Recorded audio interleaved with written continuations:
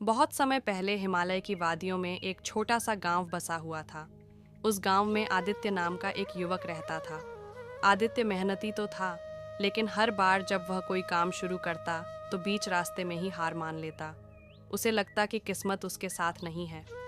धीरे धीरे उसके मन में नकारात्मकता घर कर गई। एक दिन वह थक हार कर गांव से बाहर निकल गया और सोचने लगा, काश मुझे कोई रास्ता दिखा दे, कहीं से आशा की किरण मिल जाए।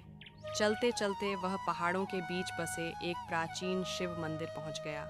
वहां चारों ओर शांति थी। उसने देखा कि एक बूढ़ा साधु शिवलिंग पर जल चढ़ा रहा था। आदित्य ने पूछा, बाबा, आप रोज इतने कठिन रास्ते से जल लेकर यहाँ क्यों आते हैं? क्या भगवान को आपकी इस मेहनत से कोई फर्क पड़ता है? साधु मुस्कुराए और बोले, बेटा, फर्क भगवान को नहीं, मुझे पड़ता है। यह यात्रा मुझे धैर्य सिखाती है। हर कदम मुझे मजबूत बनाता है। भोलेनाथ तो अनंत हैं, उन्हें कुछ भी चाहिए ही नहीं। लेकिन जब हम तप, त्याग और श्रम करते हैं, तब हमारे भीतर की आलस, डर और कमजोरी दूर होती है। यह सुनकर आदित्य चुप हो गया। भोले बाबा का आशीर्वाद रात को आदित्य मंदिर में ही ठहर गया। स्वप्न में उसे भोले बाबा के दर्शन हुए। भोलेनाथ ने मुस्कुराकर कहा, बेटा, दुनिया में कोई भी काम कठिन नहीं है। कठिनाई केवल मन की शंका और हार मानने की आदत है। जैसे गंगा की धारा चट्टानों से टकराकर भी अपना रास्ता बना लेती है, वैसे ही इंसान को भी संघर्ष करते रहना चाहिए। तुम्हें चाहिए कि हर काम की शुरुआत श्रद्धा से करो और अंत धैर्य से। सफलता स्वतः तुम्हारे चरण चूमेगी।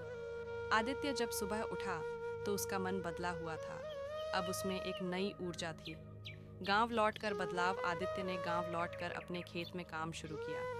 पहले ही साल कई बार फसल खराब हुई, बारिश भी ठीक से नहीं हुई, लेकिन इस बार उसने हार नहीं मानी। दिन रात मेहनत की, खेत सुधारे, मिट्टी को उर्वर बनाया। धीरे धीरे उसका खेत गांव का सबसे उपजाऊ बन गया। लोग हैरान थे। उन्होंने पूछा, आदित्य, यह चमत्कार कैसे हुआ? आदित्य ने मुस्कुराकर कहा, यह कोई चमत्कार नहीं, ये भोले बाबा की दी हुई सीख है। अगर इंसान अपने डर और आलस को हटा दे तो उसके अंदर असीम शक्ति है।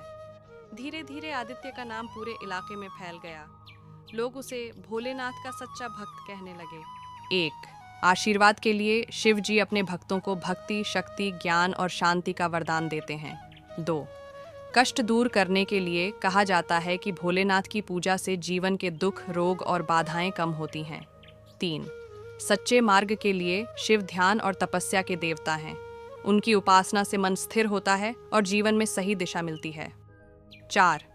मोक्ष के लिए शिव जी मृत्यु और जन्म के चक्र से मुक्ति देने वाले हैं। कैसे मनाना चाहिए? 1.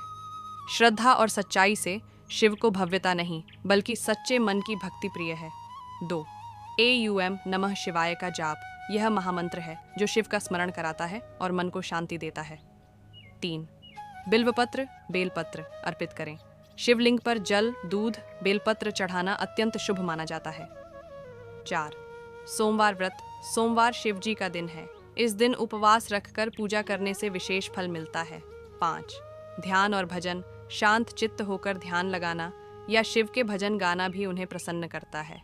असली बात यह है कि शिव को मनाने का सबसे अच्छा तरीका है सरल हृदय से प्रार्थना करना और अपने कर्मों को पवित्र रखना।